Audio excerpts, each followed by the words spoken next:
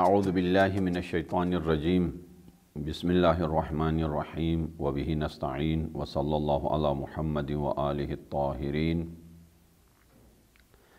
ولعنۃ الدائمۃ علی اعدائہم اعداء الدین اما بعد فقد قال اللہ تبارک وتعالی فی محکم کتابہ بسم اللہ الرحمن الرحیم اذ یغشیکم النعاس امنۃ منہ وینزل علیکم من السماء ماء لیطہرکم بہ ویذہب عنکم رجز الشیطان ولیربط علی قلوبکم ویثبت بہ الاقدام۔ ناظرین محترم اور سامعین ذوی الوقار، ان چند دنوں میں عبادت اور معرفت رب کی وجہ سے آپ کی بندگی کی بلندی کی طرف انشاءاللہ پر لگ گئے ہوں گے۔ انسان بلندی کی طرف دو پروں سے جاتا ہے، ذکر کا پر اور فکر کا پر۔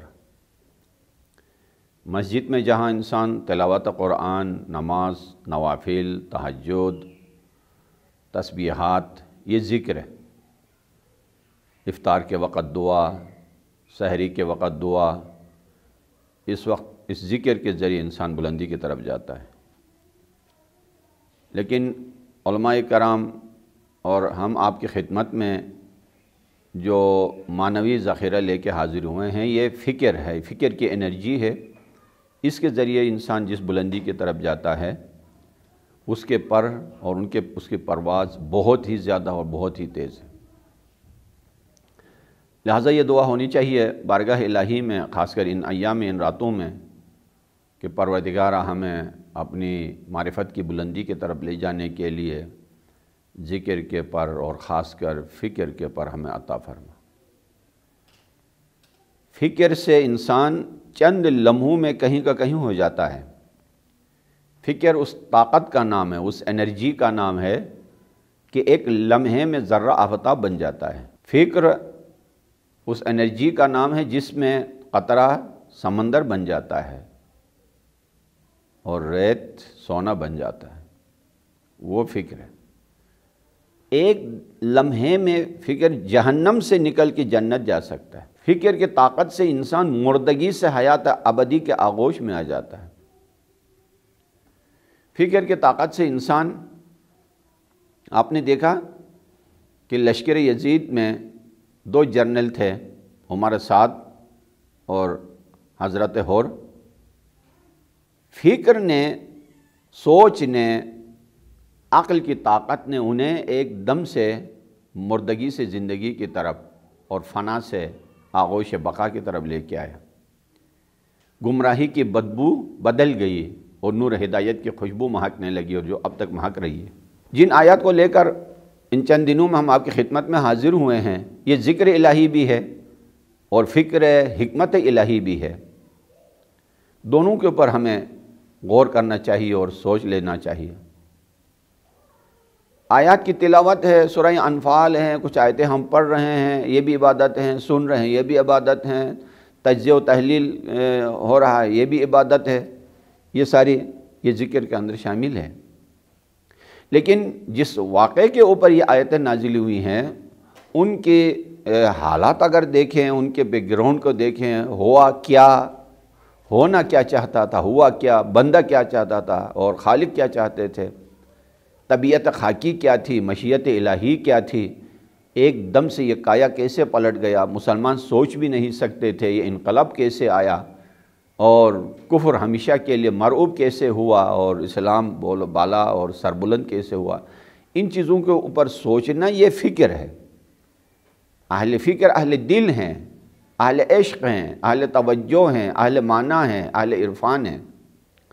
یہ انہیں بلندی کی طرف لے کے جاتا۔ گزشتہ نشست میں ہم نے یہ آپ کی خدمت میں عرض کی کہ مسلمان تعداد کے لحاظ سے بھی قلیل ہیں، اسلحے کے لحاظ سے بھی کمزور ہیں، اور یعنی یہ اسلام کا پہلا یہ جنگ ہے جس میں بہت سارے احکام سے بھی ان کو دوچار ہونا ہے۔ یہ سارے مسائل تھے، اور ادھر سے دشمن بھی تعداد کے لحاظ سے بھی، کمیت اور کیفیت دونوں لحاظ سے طاقتور ہے، لیکن اللہ نے کیسے ان کو نصرت دی اور دشمن ذلیل و خوار کیسے ہوا، ان کے اوپر سوچنا، صرف سننا تو ذکر ہے، ٹھیک ہے عبادت ہے، لیکن اس کے اوپر سوچنا فکر ہے، اس کی طاقت سب سے زیادہ ہے۔ اسی سلسلے میں آپ کی خدمت میں یہ ایک اور آیت لے کے ہم حاضر ہوئے ہیں، اور آیات الہی کے اور رب ذوالجلال کے ان کرشموں میں سے ایک یہ بھی ہے جو بندے کے اوپر باران رحمت کی صورت میں اللہ نے نازل فرمایا ہے۔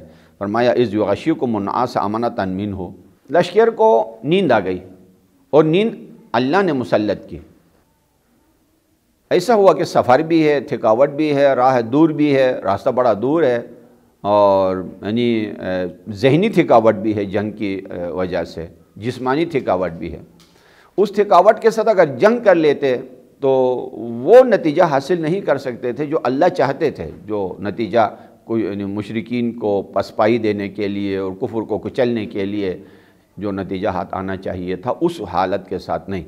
تو اس آیت نے کے اندر اللہ کی وہ عظیم نعمتیں اور مصلحتوں کی جو بارش ہوئی ہے مسلمانوں کے اوپر، ایک یہ ہے کہ ان کے اوپر رات کو نیند مسلط کی اللہ نے، سو گئے سارے، اور پیاس سے جان بلب ہو رہے تھے، اور بدر کے کنووں پر پانی تھا بے شک بدر کے اندر، لیکن مشرکین نے آ کے اوپر اس پر قبضہ کیا ہوا تھا، پانی نہیں مل رہا تھا، پانی کی ضرورت تھی دو، اور جب کئی دن تک پانی نہ ملے، انسان پیاس کے علاوہ بھی بہت ساری انسانی ضروریات ایسی ہوتی ہیں جن کو دور کرنے کے لیے پانی کی ضرورت ہے، اس کی طرف بھی محتاج ہے۔ اور جب اس طرح کا ہو تو پانی کی طرف بھی محتاج ہے، اور پیاس بھی لگی ہے، نیند بھی لگی ہو، تو شیطان کمزوری دیکھ کر اس کے اندر، ان کے اندر، لشکر کے اندر وسوسہ اور سوچ، مختلف منفی منحرف سوچ لانے میں کامیابی ہو جاتا ہے۔ اس حال میں اللہ نے ان پر وہ رحمت کی کہ یعنی ان پر نیند غالب آ گئی، سو گئے، اور ساتھ میں بارش ہو گئی۔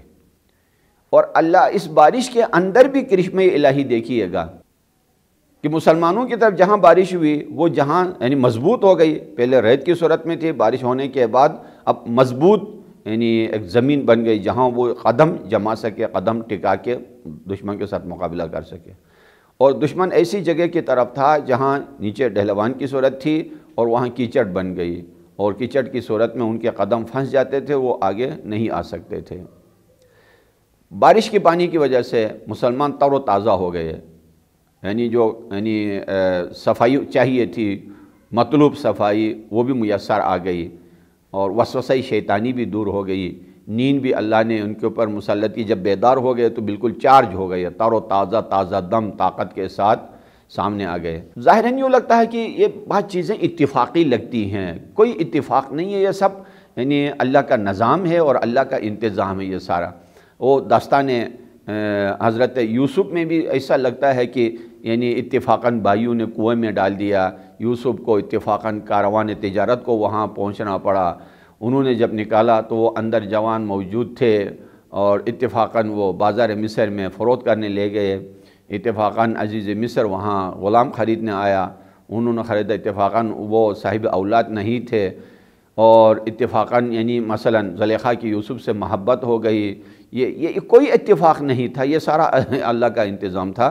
یہاں پر بھی اس طرح ہے کہ بارش اتفاقی نہیں ہوئی تھی، اللہ نے فرمایا ہم نے نازل کیا۔ نیند بھی یہاں پر ٹھیک ہے، نیند آ ہی جاتی، طبیعت انسان کا تقاضا ہے، لیکن رب ذوالجلال فرماتے ہیں یہ ہمارا انتظام تھا، تمہارے فائدے کی بات تھی اور تمہیں ثابت قدم کرنے کے لیے۔ دیکھیے نیند کو بھی بطور اسلحہ استعمال کیا، یہاں پر بارش کے پانی کو بھی بطور اسلحہ استعمال کیا ہے، اور یہ ہوتا ہے، یہ کوئی پریشانی کی بات نہیں ہے۔ امام سجاد علیہ السلام 30 سال تک آنسو کو یعنی اشک عزا کو بطور اسلحہ غم استعمال کیا ہے، اشک عزا کو مبلغ ہے، خون کے آنسو کے قطرے کو مبلغ ہے، یعنی قتل حسین یعنی سید الشہداء کی عزاداری کا مبلغ بنایا ہے، مظلومیت حسین کا مبلغ بنایا ہے، پینے والے گونڈ گونڈ پانی کو مبلغ حسین علیہ السلام بنایا ہے، تبلیغ کا ایک بہترین ذریعہ بنایا ہے۔ یہاں بدر میں بھی اللہ تعالیٰ نے پانی کو ذریعہ فتح مندی، ذریعہ حوصلہ مندی اور حوصلہ مندی کا ذریعہ بنایا ہے۔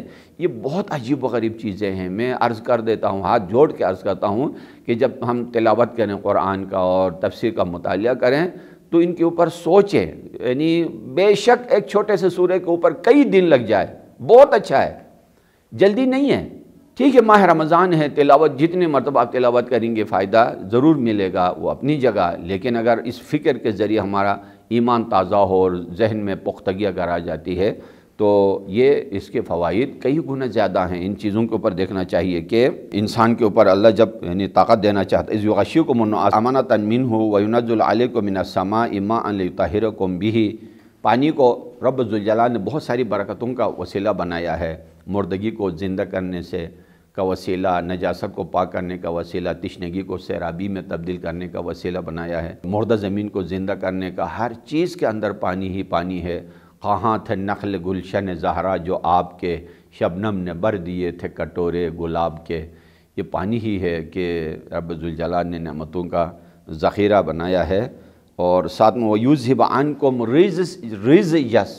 رِجْزَ الشَّيْطَانِ وَيُذْهِبَ عَنْكُمْ رِجْزَ الشَّيْطَانِ، تاکہ شیطانی وسوسے تم سے دور ہو جائے، وَلْيُرْبِطَ عَلَىٰ قُلُوبِكُمْ، تمہارے دل مضبوط ہو جائے، وَيُثَبِّتَ بِهِ الْأَقْدَامَ، ثابت قدمی۔ سب سے بڑی چیز میدان میں مجاہد کے لیے ثابت قدمی ہے۔ ثبات قدم سیسہ پلائی ہوئی دیوار کی طرح ہے کہ ایک جوان اگر ثابت قدم ہو تو ہزاروں پر غالب آ سکتا ہے۔ اور اسی یعنی سورہ کے اندر آگے وہ تفصیل سے وہ آیت آئے گی، ان یکم منکم 20 صابرون یغلبوا 200، تم میں سے 20 اگر ثابت قدم ہو تو 200 پر غالب آؤ گے۔ یہاں ثبات قدم، اور ثبات قدم اس وقت ممکن ہے جب دل مضبوط ہو۔ اور آیت میں بہت پیاری ترتیب ہے، دیکھیے پہلے ثبات قدم کا ذکر نہیں آیا، پہلے دل کی بات آ گئی، دل ہے تو قدم ہے، کیونکہ دل اسٹیشن ہے، دل جو کہے گا ہاتھ نے وہی کرنا ہے۔ فرمائے پہلے تمہارے دل مضبوط ہوں، اس کے بعد ثابت قدمی ہو۔ تو پہلے دل کا علاج پانی کے ذریعے کیا اور نصرت الہی کے ذریعے، اس کے بعد ثابت قدمی۔ تو جس کا دل اتنا مضبوط ہو، یقین سے بھرا ہوا ہو، اور دل کی مضبوطی بھی یقین کے ذریعے، تقویٰ کے ذریعے، ایمان کے ذریعے اور ذکر الہی کے ذریعے، الا بذکر اللہ تطمئن القلوب ہونے کے بعد ثبات قدم، ثابت قدمی، دشمن کے سامنے سیسہ پلائی ہوئی دیوار بن کے رہنا، یہ اہل یقین کا کام ہے، اہل دل کا کام ہے۔ اور یہی برکات الہی جب آگے جاری ہوتی ہیں تو فرمایا کہ اِذْ یوحی ربک الی الملائکۃ انی معکم، فرشتوں کو رب ذوالجلال نے حکم دیا کہ میں تمہارے ساتھ ہوں۔ پہلے یعنی ملاحظہ فرمائیے گا، میں پوری آیت کی تلاوت کروں گا آپ کے حضور۔ اِذْ یوحی ربک الی الملائکۃ انی معکم فثبتوا الذین آمنوا سألقی فی قلوب الذین کفروا الرعب فاضربوا فوق الاعناق واضربوا منہم کل بنان۔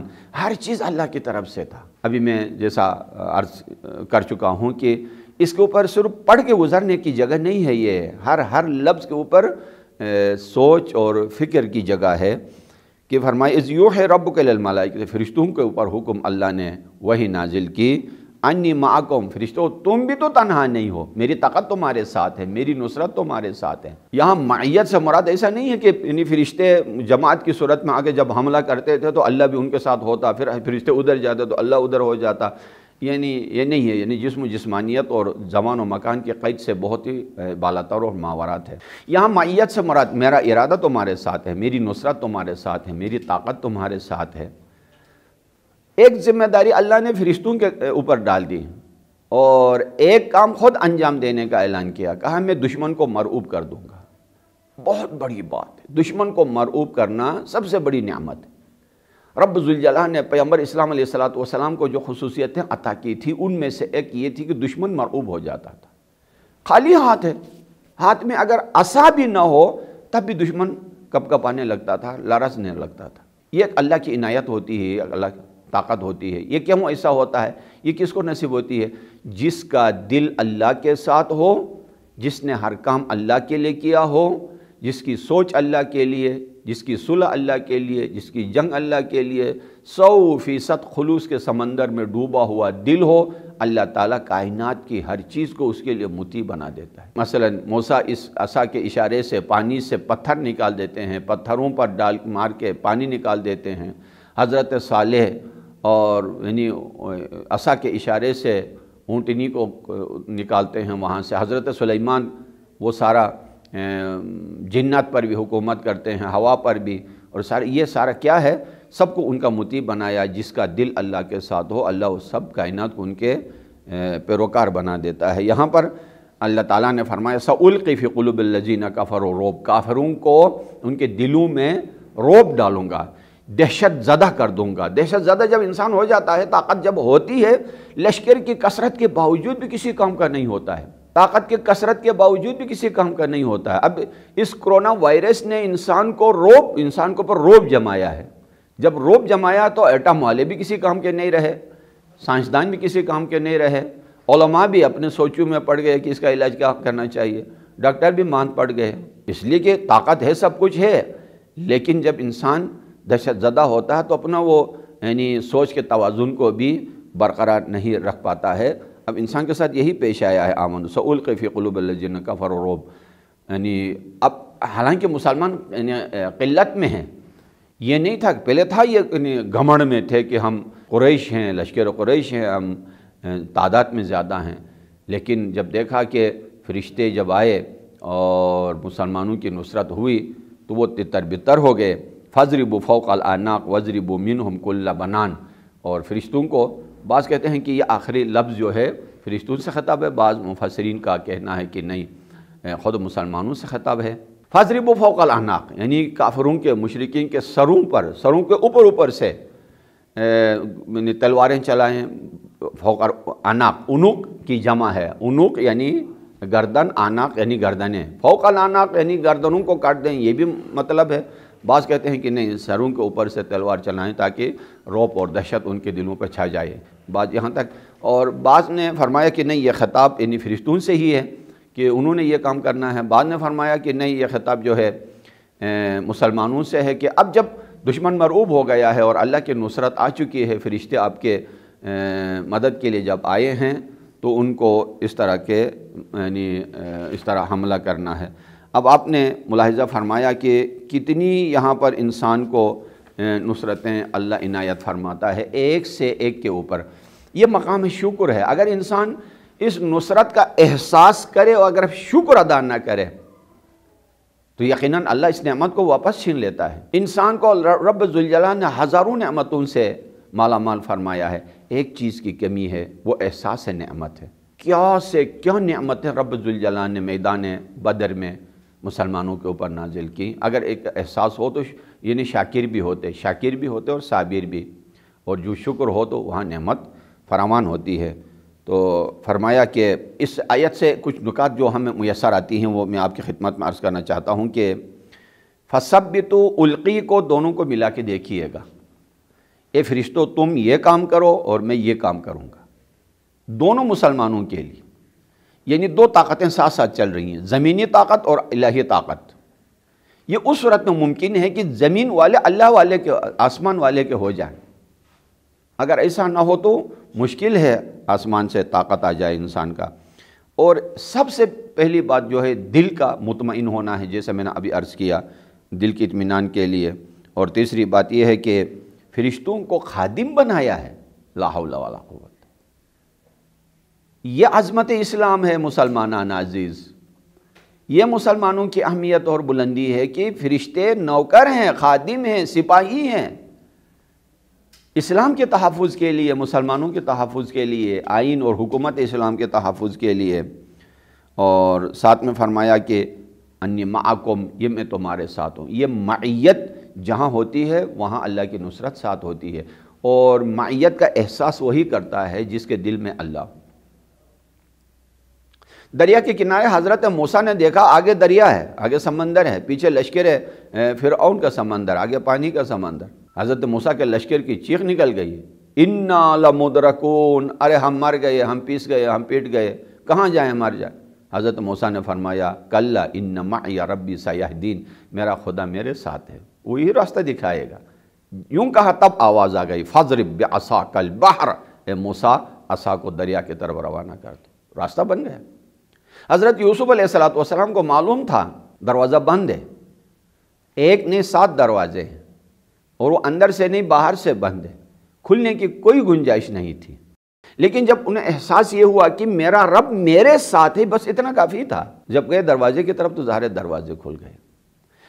معکم، اور سورہ فتح کی آیت میں نے گزشتہ نشست میں عرض کی تھی، محمد رسول اللہ والذین معہ، یہ معیت بڑی بات ہوتی ہے اللہ صبر کرنے والوں کے ساتھ۔ یہاں پر بھی یعنی انی معکم، فرشتوں سے کہا کہ میں تمہارے ساتھ ہوں، تو اللہ کی نصرت فرشتوں کے ساتھ ہے۔ اور مزید یہ کہ ذالک بانہم شاقوا اللہ ورسولہ، کیوں دشمن کو نابود اللہ کرنا چاہتا ہے، کیوں ان کو مرعوب کرنا چاہتا ہے، کیوں فرشتوں کو بھیجا، کیوں مسلمانوں کو ثابت قدم بنایا، کیوں مسلمانوں کے دلوں کو مضبوط کیا ان حالات میں؟ فرمایا ذالک بانہم شاقوا اللہ ورسولہ، اس لیے کہ انہوں نے اللہ کے ساتھ مخالفت کی ہے اور رسول کے ساتھ مخالفت کی ہے، اور یہ قانون الہی ہے اور یہ سنت الہی ہے۔ وَمَن يُشَاقِقِ اللَّهَ وَرَسُولَهُ فَإِنَّ اللَّهَ شَدِيدُ الْعِقَابِ، جو اللہ اور رسول کے ساتھ مخالفت کرے، جو اللہ اور رسول کے ساتھ برسر پیکار ہو۔ ذَلِكُمْ فَذُوقُوهُ وَأَنَّ لِلْكَافِرِينَ عَذَابَ النَّارِ، اور یہ سزا ہے اے کافرو، تم چکھ لو اس جہاں میں، اور اس جہاں میں ابھی عذاب جہنم تمہارے انتظار میں ہے۔ عزیزان من، اس آیت کے اندر ایک آئین الہی، ایک قانون الہی صاف الفاظ میں رب ذوالجلال نے بتایا۔ اللہ کے ساتھ مخالفت نہیں کرو، بات ختم۔ ایک ہی قانون، اطیعوا اللہ واطیعوا الرسول واولی الامر منکم، آگے یعنی دوسری بات ہے ہی نہیں۔ ذرا سی بھی اختلاف، یہاں بھی ذلیل و خوار اور وہاں بھی ذلیل و خوار، اور یہ قانون اللہ کی طرف سے ہے اسی یعنی کتاب الہی کے اندر۔ ذالکہ یعنی کیوں؟ ان کافروں کی جڑیں کیوں کاٹ دی؟ ذالکہ کا اشارہ، ان کو مرعوب کیوں کیا؟ یہ سارے ختم کیسے ہوئے؟ کفر ختم کیسے ہو گیا؟ یہ شکست سے دوچار کیسے ہوا؟ طاقت کے باوجود بھی شکست سے دوچار کیسے ہو گئے؟ ذالکہ، فرشتے کیوں آئے؟ تمہاری نصرت کیسے ہوئی؟ ذالکہ، اس وجہ سے کہ انہوں نے اللہ کے قانون کی مخالفت کی، انہوں نے اللہ کے رسول کا دل دکھایا، انہوں نے اسلام کی مخالفت کی، انہوں نے وحی کو ٹھکرایا، انہوں نے معجزات کو ٹھکرایا، یہ مخالفت ہو گئی۔ اس کا ان کو ابھی صلہ ملنا چاہیے تھا، دنیا میں بھی اور آخرت میں بھی۔ دنیا میں یعنی ایسی سزا انہیں مل گئی کہ کثرت کے باوجود قلت میں بدل گئے، طاقت کے باوجود کمزوری میں بدل گئے، بہت کچھ ہونے کے باوجود بھی یعنی کچھ بھی ان کے پاس باقی نہیں رہا۔ یہ اللہ کا وعدہ ہے، لہٰذا یعنی یہ ایسا نہیں ہے کہ صرف جنگ بدر کے ساتھ یعنی مربوط ہے۔ ہاتھ جوڑ کے عرض کروں میرے عزیزو، جہاں تک میری آواز جاتی ہے، انسان کی زندگی میں، خاص کر مومن اور مسلمان کی زندگی میں اور اس کی نگاہوں میں اور اس کے ہدف کے راستے میں، ہر روز کل یوم یوم البدر ہے، کل یوم یوم الاحد ہے، ہر دن یعنی بدر کا دن ہے، ہر دن احد کا دن ہے۔ یہ وعدہ جو اللہ نے کیا ہے کہ مخالفت کرنے والے کے ساتھ اللہ یہ سلوک کر لیتا ہے اور اطاعت کرنے والے کے ساتھ اللہ یہ سلوک کر لیتا ہے۔ دو ہی چہرے ہیں، مخالفین کی، مطیعین کی۔ اطاعت کرنے والوں پر کیا سے کیا نصرتیں اللہ نے، اور مخالفت کرنے والوں کو کیا سے کیا عذاب۔ یہ فیصلہ اور یہ طاقت اللہ کی صرف جنگ بدر تک نہیں رکنا ہے، یہ کنٹینیو ہے، یہ قیامت تک یہی سلسلہ ہے۔ جہاں پر حق و باطل دونوں آمنے سامنے ہوں، جہاں قلت و کثرت دونوں آمنے سامنے ہوں، جہاں حزب اللہ اور حزب شیطان آمنے سامنے ہوں، جہاں یعنی ہوائے نفس اور یعنی اللہ کے سپاہیوں کا آمنے سامنے ہو، یہ فیصلہ ہوگا کہ اللہ اپنے، اور وعدہ بھی اللہ کا یہ ہے کہ جو اللہ کے سپاہی ہیں ان کی نصرت کرے، اور جو دشمن ہیں انہیں نیست و نابود کریں، اور ہمیشہ حق کا بول بالا رہے گا، اور پرچم اسلام سر بلند رہے گا ہمیشہ، اور انسان کبھی اس چیز کو فراموش نہ کرے کہ اللہ نصرت کرنا بھول جاتا ہے۔ انسان بھول سکتا ہے، اللہ کبھی اپنے اہل حق کو اور ان کی نصرت کو فراموش نہیں کرتا ہے۔ یہ اللہ کا وعدہ ہے، انشاءاللہ ہر وقت مومنین کے راستے میں یہ اللہ کا وعدہ پورا ہوتا رہے انشاءاللہ۔ والسلام علیکم ورحمۃ اللہ وبرکاتہ۔